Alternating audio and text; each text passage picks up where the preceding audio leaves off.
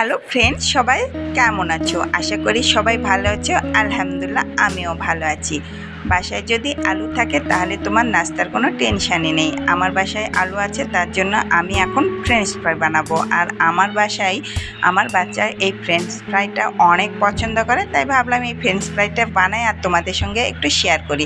আর আমি যে সুন্দর করে ফ্রেঞ্চ ফ্রাই বানাই, এই ফ্রেঞ্চ ফ্রাইটা খেলে তোমরা বাজারে যেয়ে আর ফ্রেঞ্চ ফ্রাই কিনে খাবা না। আর আমার চাকু দিয়ে একটু প্রবলেম হয়, তার জন্য আমি বটি সবসময় ইউজ করি।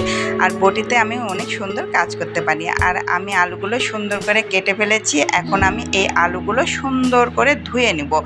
আলুর ধোয়াটা অবশ্যই সুন্দর করবা, কারণ আলু গায়ে কিন্তু অনেক ময়লা থাকে। তার জন্য আমি প্রথমে আলু ধুয়েছিলাম, তারপরে কাটার পর আবার কষলাই ধুয়ে নিচ্ছি। অবশ্যই দেখে বুঝতে পারতেছো আমি আলুতে অনেক প্রেশার দিয়ে ভালো করে কষলাই ধুয়ে নিলাম। এখন আমি এই আলুগুলো ধোয়া কমপ্লিট হয়ে গেছে। এখন এই আলুগুলো প্রসেসিংয়ের ব্যাপার। আর ফ্রেঞ্চ ফ্রাই সবচেয়ে বড় বিষয় হচ্ছে, তোমার এই ফ্রেঞ্চ ফ্রাইটা বানানোর আগে আলুটা সম্পূর্ণরূপে শুকনো হওয়া দরকার। তার জন্য আমি গামছাতে এই আলুগুলো দিয়ে দিয়েছি। আমি আসলে তলাতে ভালো এই কাজ করে না, গামছাতে ভালো কাজ করে। তার জন্য আমি পরিষ্কার পরিচ্ছন্ন একটা গামছা দিয়ে আলুগুলো সুন্দর করে মুছে নিলাম। আর আলু অনেক সুন্দর মোছা হয়ে গেছে। আর যদি তোমরা পারো একটু ফ্যানের বাতাসে দিয়ে রাখতে পারো, ফ্যানের বাতাসে দিলেও অনেক তাড়াতাড়ি শুকিয়ে যায়।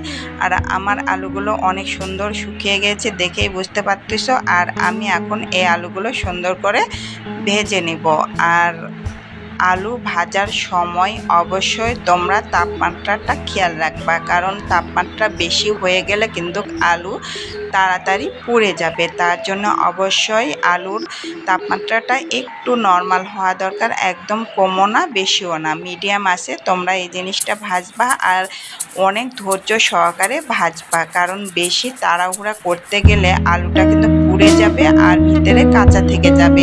তার জন্য অবশ্যই সময় নিয়ে সুন্দর করে ভাজবা। আমি একটু সময় নিয়ে অনেক সুন্দর করে ভেজেছি। আর তোমরা অবশ্যই এই প্রসেসিংয়ে রান্না করলে বুঝতে পারবা যে আর এই ফ্রেঞ্চ ফ্রাইটা খেতে আসলে অনেক মজা। আমি বাসাতেই আমার বাচ্চাকে বাসায় খাওয়াই। আর স্বাস্থ্যসম্মত খেতে গেলে বাসাতে খাওয়াটাই বেটার।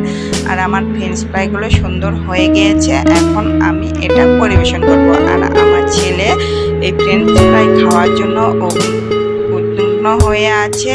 আর ও অনেক এক্সাইট, কারণ ও সব সময় এই ফ্রেঞ্চ ফ্রাইটা পছন্দ করে।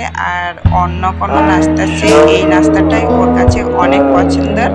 তাই আমি অল্প করে ওকে ভেজে দিই মাঝে মাঝে। আর এই হচ্ছে আমার ফ্রেঞ্চ ফ্রাই বানানো হয়ে গিয়েছে।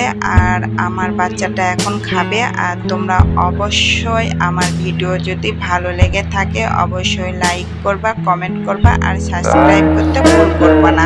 আর অবশ্যই কমেন্টে জানাবা যে আমার ফ্রেঞ্চ ফ্রাইটা কেমন হয়েছে।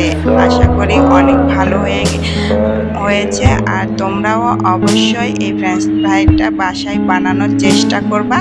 আর বাসায় বানিয়ে খেয়ে আমাকে কমেন্টে জানাবা যে এই ফ্রেঞ্চ ফ্রাইটা আসলে কেমন হয়েছে। আমার কাছে তো মনে হচ্ছে অনেক মজা হয়েছে।